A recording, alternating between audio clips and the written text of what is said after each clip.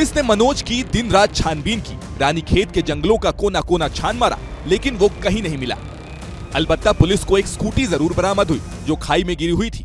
देखकर ऐसा लगा कि शायद मनोज किसी हादसे का शिकार हो गया, लेकिन उसकी डेड बॉडी बरामद नहीं हो पाई।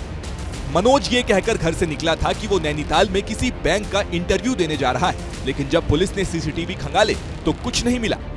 परिजनों के दबाव में पुलिस ने भी अपहरण का मुकदमा दर्ज कर लिया, लेकिन ठीक 19 दिन बाद पुलिस को मनोज की लोकेशन दिल्ली में मिली। दिल्ली पहुंचने के बाद मनोज बार बार कमरे बदल रहा था ताकि पुलिस और परिजनों से बचा रह सके, लेकिन पुलिस ने उसे खोज निकाला।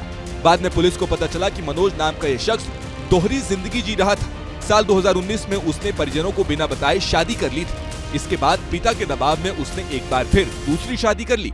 दोनों शादियों से मनोज के एक बच्चे भी हैं। दोहरी पारिवारिक जिम्मेदारी और छिपे सच की वजह से मनोज लगातार मानसिक तनाव में रहने लगा था और यही वजह थी कि उसने अपनी मौत की झूठी कहानी रची। पुलिस ने मनोज की दिन रात छानबीन की, रानीखेत के जंगलों का कोना कोना छान मारा, लेकिन वो कहीं नहीं मिला। अलबत्ता पुलिस को एक स्कूटी जरूर बरामद हुई जो खाई में गिरी हुई थी। देखकर ऐसा लगा कि शायद मनोज किसी हादसे का शिकार हो गया, लेकिन उसकी डेड बॉडी बरामद नहीं हो पाई।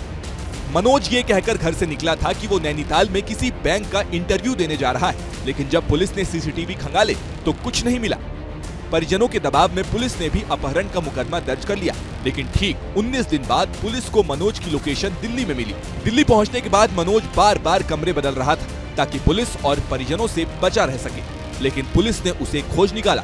बाद में पुलिस को पता चला कि मनोज नाम का ये शख्स दोहरी जिंदगी जी रहा था। साल 2019 में उसने परिजनों को बिना बताए शादी कर ली थी। इसके बाद पिता के दबाव में उसने एक बार फिर दूसरी शादी कर ली।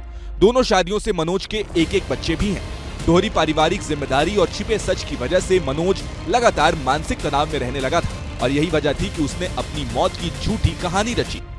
पुलिस ने मनोज की दिन रात छानबीन की, रानीखेत के जंगलों का कोना कोना छान मारा, लेकिन वो कहीं नहीं मिला।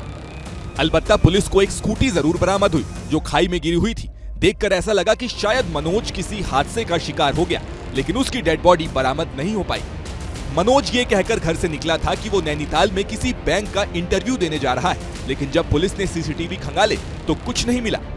परिजनों के दबाव में पुलिस ने भी अपहरण का मुकदमा दर्ज कर लिया, लेकिन ठीक 19 दिन बाद पुलिस को मनोज की लोकेशन दिल्ली में मिली। दिल्ली पहुंचने के बाद मनोज बार बार कमरे बदल रहा था ताकि पुलिस और परिजनों से बचा रह सके, लेकिन पुलिस ने उसे खोज निकाला। बाद में पुलिस को पता चला कि मनोज नाम का ये शख्स दोहरी जिंदगी जी रहा था।